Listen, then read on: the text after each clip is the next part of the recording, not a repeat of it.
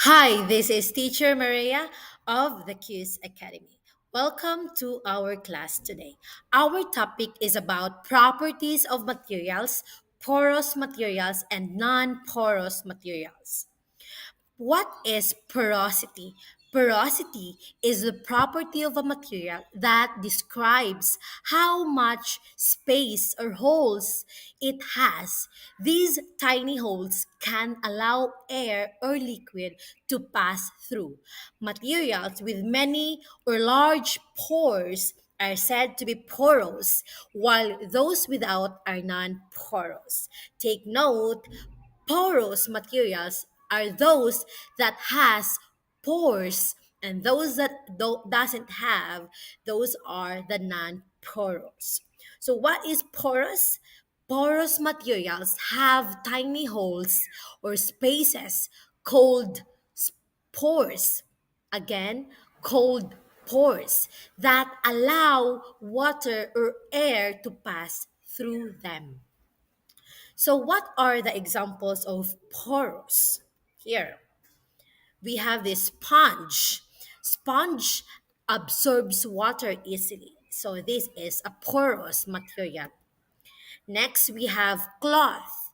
Cloth, like cotton or wool, air and moisture can pass. So, cloth is a porous material. How about wood? Yes, wood is, if not painted, water can absorb. So, wood is an example of porous material. We also have soil. Soil allows water to pass through for plants. So important for plants. So soil allows water to pass through, and this is important for plants. So that's why soil is an example of porous materials. We have also this paper. Paper can absorb ink or water. So paper is a porous material.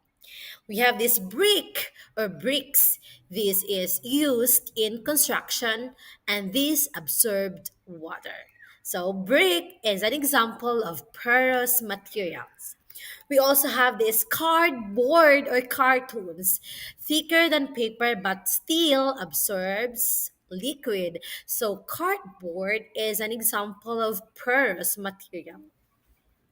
Cotton balls, that's right, soft and fluffy, easily absorbs water. So cotton balls are example is an example of porous material. And unpainted clay pot used in planting allows water to pass to the roots. So this unpainted clay pot is an example of porous material. We also have this towel, like cloth. Towel is a porous materials because it is made of a thick cloth, but that up water easily. So towel is an example of porous material. So those are the examples of porous materials that absorbed water easily. Now we have these non-porous. Non-porous materials do not have holes or spaces, so water cannot or air cannot pass through them. Okay, so these are the example of non from the word non-porous. Non-porous materials. Water and air cannot pass through. Water and air cannot. To remember that one. We have this plastic.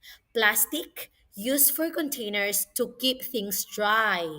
We have this glass. Water and air cannot go through. So these do not allow air or liquid to pass through. So it is non-porous materials. We have this metal like spoons, coins, and cans. These are non-porous materials. We have also rubber. Rubber used in rain boots and tires to keep water out. So these are non-porous materials. We have also ceramics. Ceramic used in plates and tiles to resist water. So this is an example of non-porous material. We have also aluminum foil, thin but water cannot pass through. So this is an example of non-porous material. We have also plastic table cover. So plastic table cover, they protect surfaces from spill. So this is an example of non-porous materials.